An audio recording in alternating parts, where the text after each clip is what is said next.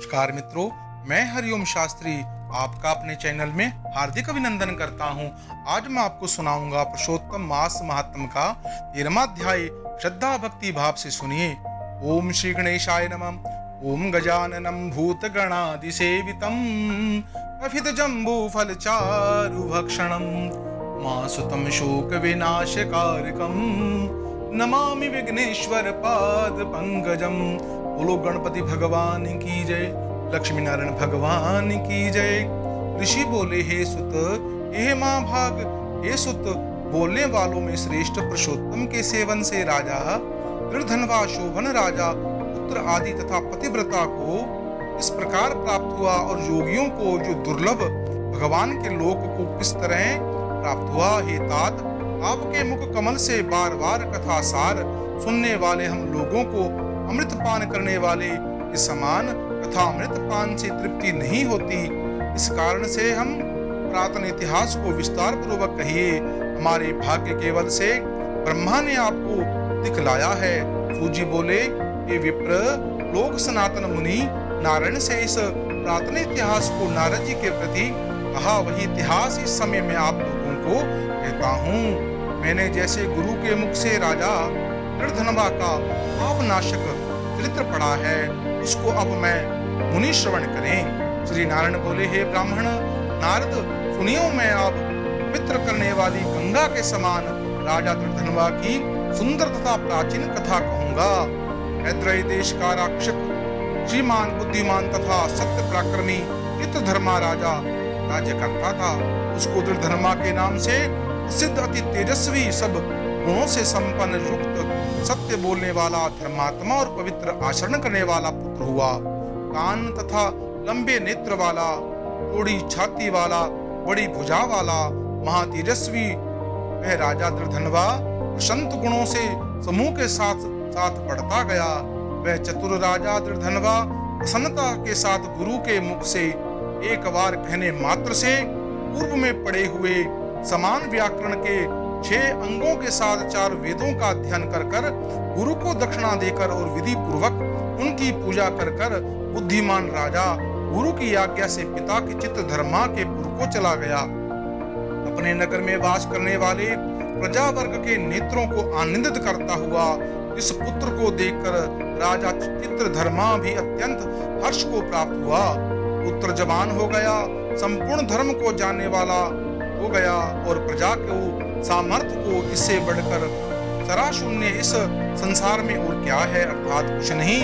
अब मैं 2 भुजा वाले मुरली को धारण करने वाले, प्रसन्न मुख वाले, शांत तथा भक्तों को अभय देने वाले श्री कृष्णचंद्र भगवान की आराधना करता हूँ। इस तरह ध्रुव, अम्बरीश, शांतादि, ययाति, प्रमुख राजा और शिवी, रंतिदेव, शांत बिंदु, भगीरथ, भीष्म, विदुर, दुष्यंत और भरत, पृथु, उत्तानपाद, प्रहलाद, विभीषण, ये सब राजा और अन्य राजा लोग भी अनेकों लोगों को त्याग कर वह अनन्य शरीर से पुरुषोत्तम भगवान का आराधना कर कर नित्य सदा रहने वाले विष्णु पद को चले गए। और इसी तरह श्री भगवान मकान, पुत्र आदि के मोह स्नेह बंधन को तोड़कर वन में जाकर हरि का सेवन कर कर हमारा भी कर्तव्य है। ऐसा मन में निश्चय कर कर सामर्थ राजा निर्धनवा को राज्य का भार देकर स्वयं विरक्त होकर शीघ्र पुलहस्य ऋषि के आश्रम को चला गया, जहां जाकर संपूर्ण कामनाओं को निष्प्रह और भोजन त्याग कर हर समय मन में श्री कृष्णचंद्र का स्मरण करता हुआ तप करने लगा। कुछ समय तक तप कर कर वह राजा चित्र वर्मा श्री हरि भगवान के परम धाम को चला गया। राजा निर्धनवा ने भी अपने पिता की वैष्णवी गति को सुना।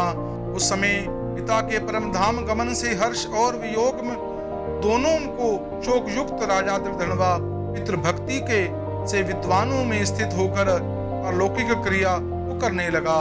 नैमी नीति शास्त्र में विशारद चतुर राजा निर्धनवा अत्यंत शोभित पवित्र प्रावर्तक नगर को राजा करने लगा। अपने स्वभाव वाले विदर्भ राजा की कन्या उसकी स्त्री गुण सुंदर नाम की हुई। पृथ्वी पर रूप में उसके समान दूसरी स्त्री नहीं हुई। उस गुणवती सुंदरी ने सुंदर चतुर शुभ आचरण वाले 4 पुत्रों को उत्पन्न किया। संपूर्ण लक्षणों से युक्त चारुमती नामक कन्या को उत्पन्न किया। चित्रवाक, चित्रवहा, मणिमान और चित्रकुंडल नाम वाले सब बड़े शूरवीर अपने अपने नाम से पृथक विख्यात होने लगे। राजा धनवा सर्वगुणी संपन्न, प्रसिद्ध, शांत, दंत, दृढ़ प्रतिज्ञा, रूपवान, गुणवान, वीर, श्रीमान, स्वभाव में सुंदर, 4 वेद और व्याकरण आदि के 6 अंगों के समान को जानने वाले, वाक सिद्धि, वाक चतुर, धनुर्विद्या निपुण, अनविक, काम, क्रोध, लोभ, मोह, मद और मत सर्प को जीतने वाला, शत्रु समुदाय का नाश करने वाला, क्षमा में पृथ्वी के समान, गंभीरता में समुद्र के समान, समता में पितामह ब्रह्मा के समान, प्रसन्नता में शंकर के समान, एक पत्नी व्रत, एक ही स्त्री से विवाह करने वाले, एक व्रत को करने वाले दूसरे रामचंद्र के समान, अत्यंत उग्र महापराक्रमी दूसरे कीर्तिवीर्य सहस्त्र अर्जुन के समान था। नारायण बोले, एक समय रात्रि में शयन किए हुए उस राजा धनवा को चिंता हुई, अहो यह वैष्णव संपत्ति इस महान पुण्य के कारण हमें प्राप्त हुई। न मैंने तो तप किया, न दान दिया और न ही कहीं पर कुछ हवन आदि किया। मैं इस भाग्योदय का कारण किससे पूछूं? इस प्रकार चिंता करते हुए राजा धनवा रात्रि बीत गई। प्रातःकाल ब्रह्म मुहूर्त में उठकर विधि पूर्वक स्नान कर उदय को प्राप्त सूर्य नारायण का उपस्थान कर भगवान की कला की पूजा कर अर्थात देव मंदिर में जाकर देवता का पूजन कर ब्राह्मणों को दान देकर तथा नमस्कार कर घोड़ों पर सवार होकर गया। उसके बाद शिकार खेलने की इच्छा से शीघ्र वन को चला गया। वहां बहुत से मृग, वराह आदि सिंह और गवयों का शिकार किया। उसी समय राजा धनवा के बाण से घायल होकर कोई मृग बाण सहित शीघ्र एक वन में दूसरे वन को चला गया। रुधिर से गिरे हुए मार्ग से राजा भी मृग के पीछे चला गया, परंतु मृग कहीं झाड़ियों में छिप गया और राजा उस वन में उसे खोजता ही रह गया। प्यासा पपीहा से व्याकुल उस राजा ने समुद्र के समान एक तालाब को देखा। वहां जल्दी जाकर पानी पीकर तीर किनारे पर चला गया। वहां घने छायों वाले एक विशाल बट वृक्ष को देखा। उस वृक्ष की जटाओं में घोड़े को बांधकर राजा वहीं बैठ गया। उसी समय वहां पर एक कोई परम सुंदर सुगा राजा को मोहित करने वाली तुलना रहित मनुष्यवाणी को बोलता हुआ आया। केवल राजा को बैठे देखकर उसको संबोधित करता हुआ एक ही श्लोक को बार बार पढ़ने लगा। इस पृथ्वी का विद्यमान अतुल सुख को देखकर तू तत्व आत्मा का चिंतन नहीं करता है तो संसार के पार को कैसे जाएगा। बार बार श्लोक को राजा धनवा के सामने पढ़ने लगा। राजा उसके वचन को सुनकर प्रसन्न होकर उस पर मोहित हो गया। इस शुक पक्षी ने दुख से जानने योग्य सार भरे हुए नारियल फल के समान अगम्य एक ही श्लोक को बार बार पढ़ते हुए क्या कहा, वह कृष्ण द्वैपायन वेद व्यास के श्रेष्ठ पुत्र सुखदेव जी तो नहीं, जो श्री कृष्णचंद्र के सेवक मुख और मूढ़ और संसार सागर में डूबा हुआ देखकर राजा परीक्षित के समान कृपा कर उद्धार करने की इच्छा से मेरे पास आए हैं। इस तरह चिंता करता हुआ राजा धनवा की सेवा के समीप आ गए। शुक पक्षी राजा को उपदेश देकर स्वयं अंतर ध्यान हो गया। उस शुक पक्षी के वचन को स्मरण करता हुआ राजा अपने पुर को जाकर बुलाने पर भी नहीं बोलता। निद्रा रहित होकर उसने भोजन को भी त्याग दिया। अब एकांत में उसकी पत्नी ने आकर राजा से पूछा। गुण सुंदरी बोली, पुरुषों में श्रेष्ठ यह मन में मलिनता क्यों है?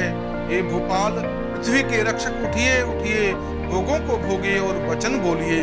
देवताओं से भी दुख जानने योग्य एक शुक पक्षी के सत्य वचन का स्मरण करता हुआ रानी गुण सुंदरी के प्रार्थना करने पर राजा धनवा कुछ भी नहीं बोला। पति के दुख से अत्यंत पीड़ित भय रानी भी धैर्य श्वास लेकर अपने स्वामी की चिंता में उत्कृष्टित कारण को नहीं जान सकी। इस प्रकार चिंता मगन राजा का कितना ही समय व्यतीत हो गया, परंतु संदेह सागर से सागर करने वाला कोई भी देख ना सकी। नारायण बोले, हे मुने, इस तरह चिंता को करते हुए पृथ्वीपति राजा दर्धनवा का क्या हुआ, आप कहिए। क्योंकि हे मुनि, निर्मल वैष्णव चरित्र थोड़ा भी यदि सुना जाए तो पापों का नाश हो जाता है। श्री पुरुषोत्तमासमात्रो 200 अध्याय। ये मित्रों, अगर यह कथा आपको अति सुंदर लगी हो, आपके मन को पवित्र किया हो, आप इस जानकारी को और अन्य कथाओं को जानने के लिए हमारे चैनल को सब्सक्राइब करें और बेल आइकन के बटन को दबाएं। जय जय श्री राम।